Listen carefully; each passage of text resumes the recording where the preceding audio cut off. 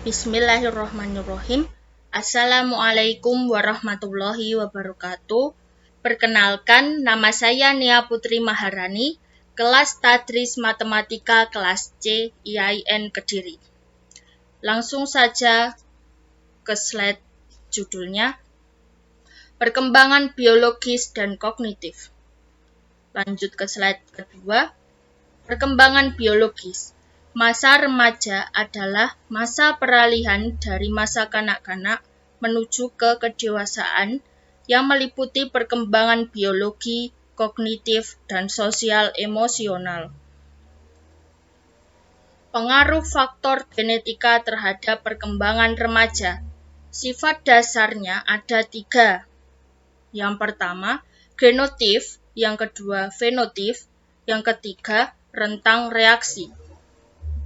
Genotip yaitu warisan genetik seseorang, tetapi tidak semua material genetik tersebut jelas tampak pada ciri-ciri yang tampil atau dapat diukur pada diri kita.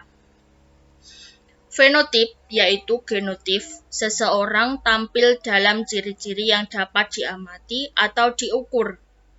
Fenotip meliputi ciri-ciri fisik, seperti tinggi badan, berat badan, warna mata, serta warna pigmen kulit. Rentang reaksi, yaitu fenotip untuk setiap genotip. Menurut Sandra Scher, tahun 1984 menjelaskan bahwa setiap orang memiliki jangkauan potensi, misal ada orang pendek. Walau makan sebaik apapun, orang memiliki gen pendek tidak akan tumbuh lebih tinggi daripada rata-rata. Yang kedua, metode yang dipakai para ahli genetika perilaku. Ada 2. Yang pertama, dalam suatu penelitian mengenai anak kembar atau twin study, kesamaan perilaku anak kembar identik diperbandingkan dengan kesamaan perilaku anak kembar fraternal. Yang kedua, dalam suatu penelitian adopsi atau adoption study, penelitian berusaha menemukan apakah perilaku dan ciri-ciri psikologis anak yang diadopsi lebih mirip dengan ciri orang tua angkat yang menyediakan lingkungan rumah bagi mereka, atau malah lebih mirip dengan orang tua biologis mereka yang menyumbangkan faktor bawaan. Yang ketiga, temperamen. Sesuai dengan pengertiannya, temperamen adalah gaya perilaku dan cara berespon yang khas yang ditampilkan oleh seseorang.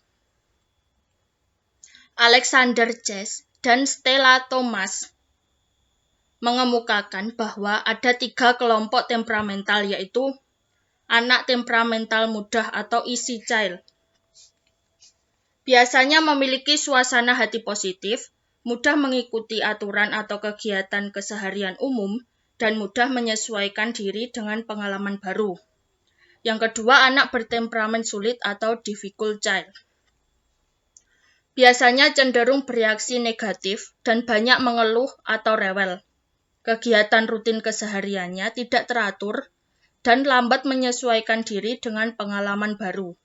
Yang ketiga, anak bertemperamen lambat atau menghayat atau slow to warm up child. Biasanya menunjukkan tingkat kegiatan yang rendah, agak bereaksi negatif, penyesuaian diri agak lambat, dan suasana hati dalam intensitas yang rendah. Interaksi faktor bawaan, lingkungan, dan perkembangan. Ada 3. Interaksi genotip pasif dengan lingkungan, interaksi genotip evokatif dengan lingkungan, interaksi genotip aktif dengan lingkungan. Pengaruh lingkungan yang terbagi atau tak terbagi. Ringkasnya, baik gen maupun lingkungan diperlukan bagi remaja meski hanya untuk sekedar ada di dunia. Faktor bawaan dan lingkungan bekerja sama untuk menghasilkan kecerdasan, temperamen, tinggi badan, berat badan, dan lain-lain. Tanpa gen, tidak akan ada remaja. Tanpa lingkungan, tidak akan ada remaja. Ciri umum pertumbuhan fisik pada remaja. 1. 4 kurva tumbuh kembang meliputi organ reproduksi, otak, kepala, serta kelenjar limfoid. Yang kedua, faktor-faktor yang mempengaruhi kurva pertumbuhan. Sampai saat ini sedikitnya ada 4 mekanisme sebagai berikut. Yang pertama, faktor mencari sasaran atau penstabilan diri. Yang kedua, kecepatan kematangan. Yang ketiga, pengaturan umpan balik. 4. Masa tubuh. Itu menurut Damon tahun 1977. Pubertas. Yang pertama, batasan dan determinan pubertas. Pubertas adalah perubahan cepat pada kematangan fisik yang meliputi perubahan tubuh dan hormonal yang terutama terjadi selama masa remaja awal. Faktor-faktor. Yang pertama, faktor genetik. Yang kedua, faktor massa tubuh. Yang ketiga, faktor mutu makanan. Yang kedua, perubahan hormonal. Hormon adalah suatu substansi kimiawi berkekuatan besar yang dikeluarkan oleh kelenjar endokrin dan dialirkan ke seluruh tubuh melalui pembuluh darah. Dua jenis hormon utama yang penting yaitu androgen dan estrogen.